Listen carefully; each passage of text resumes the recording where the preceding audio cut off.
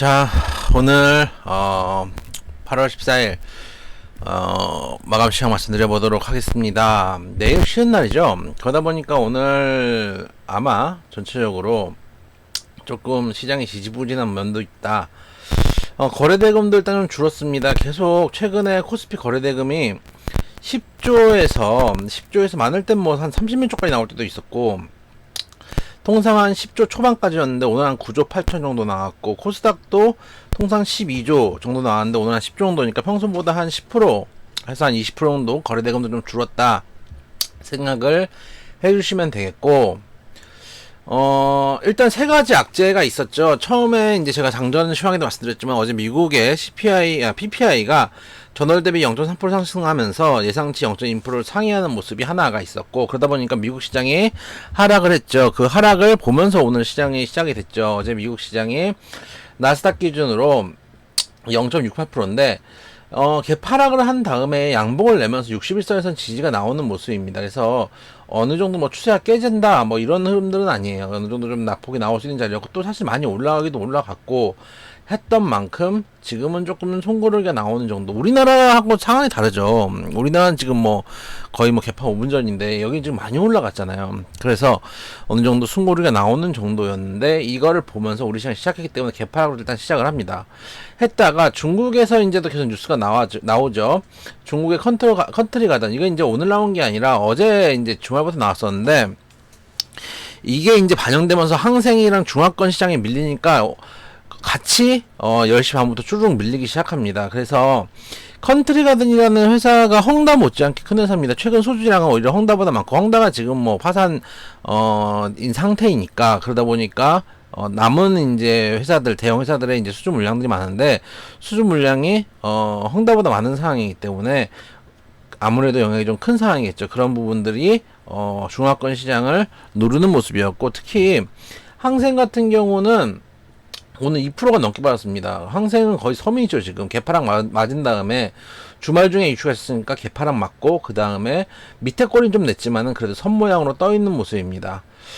이런 상황이고, 그러다 보니까 이게 또 우리 시장에 영향을 미쳤고, 거기다가 내일 휴일입니다. 아까 말씀드렸다시피 거래 대금도 줄어들고, 통상 증검달의 휴일이 있을 때 하루 쉬고, 아마 이제 우리 회원님들이나 우리 시청자분들도 그러실 거예요. 하루 쉬고 5일 연휴를, 4일 연휴죠. 4일 연휴를 맞겠다라고 하시는 분들, 장기 여행을 하시는 분들, 해외여행 하시는 분들도 많으실 텐데, 그런 측면에서 조금 더 악재가 있었다 해서 세 가지 악재를 따져볼 수 있겠다. 거기다가 이제 그동안 강세였던 종목들의 급하락, 특히 MSCI 지수 편입이 있었던 종목들, JYP라든지 그 다음에 에코프로, 하나오션, 이런 종목들이 10% 가까운 급락을 보여줬습니다. JYP도 오늘 10% 넘었었는데 마감에는 8%대로 끝났는데, 아까 장중에 12%, 12.64%까지 내려가더라고요. 하나오션도 그렇고, 하나오션도 한 6.68%, 이 정도까지 낙폭이 나왔기 때문에 기대감으로 먼저 올라왔다가 항상 MSCI 지수에 편입되면은 빠지는 모습들을 좀 보여주더라고요. 그래서 그런 부분들, 그리고 금요일날 장이 안 좋았음에도 꾸역꾸역 올라갔던 종목들, 오늘 대반락이 좀 나오는 모습이었습니다. 미국 시장 경제는 튼튼한 반면에 중화권 시장 경제는 지금 기대치에 미달하는 상황입니다. 중국의 리오프닝 기대감이 있었는데 기대감들이 사그라드는 모습이고, 중국의 부양책에 대한 관심이 많은데, 최근에 이제 중국의 근로자들, 특히 젊은 근로자들이 많이 실업률이 높다는 상황들이 지금 20%가 지금 넘는다고 하더라고요.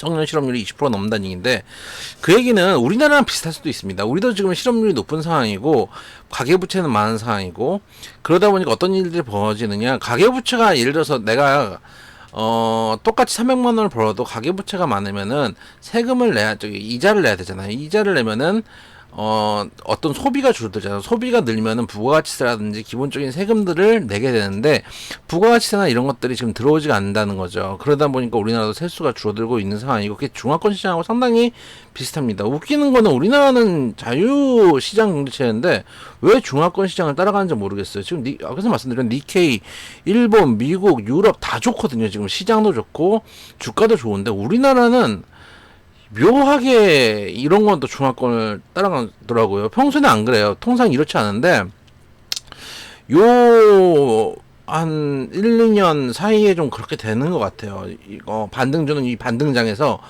어 금리 인상을 하면서 조정장이 크게 나왔잖아요. 그 다음에 반등장이 지금 나오고 있는데, 반등장에서 남들 올라갈 때 우리 시장만 지금 못 올라가고 있는 게 대단히 마음이 아픕니다.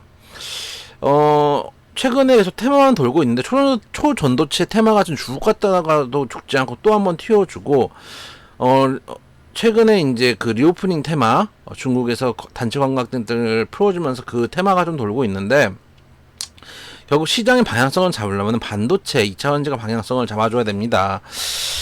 반도체는 그나마 좀 버텨주는 모습인데, 최근에 또, 미국에서도 반도체 그 섹터들이 조금씩 낙폭들이 나오고 있죠. 그러다 보니까 우리나라도 좀 영향을 받고 있는 모습인데, 2차전지가 지난번에 급락이 나온 이후에 계속 급락을 하고 있다가, 지금 구간에서는 어느 정도 내려왔거든요. 그러니까 에코프로 BM이 있으면은, 에코프로는 아직 조금 이익이 벌어져 있어요. 제가 말씀드렸지만은, 기술적으로 보면은 80만원까지 좀 여력이 있다, 80만원까지 낙폭이 나올 수 있는 가능성이 있다라고 말씀을 드렸던 게, 전에 돌파했던 그 자리가 저는 있는데, 반면에 에코프로 BM은 또 다릅니다. 에코프로 BM은 지금 그까지 제가 말씀드렸던 전고점 뚫은 자리까지 지금 내려왔어요. 이 자리까지 내려왔거든요.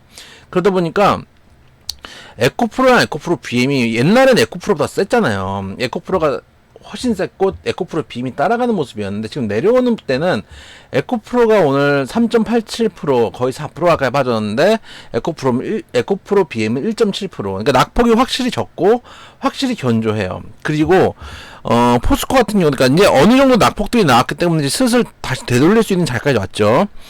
포스코 같은 경우도, 가장 셌던 포스코 홀딩스는 아직도 이격이 좀 벌어져 있는 상태인데, 오늘 양봉 이후에 만약 21선 다시 올라타면 또 어떻게 될지 모릅니다.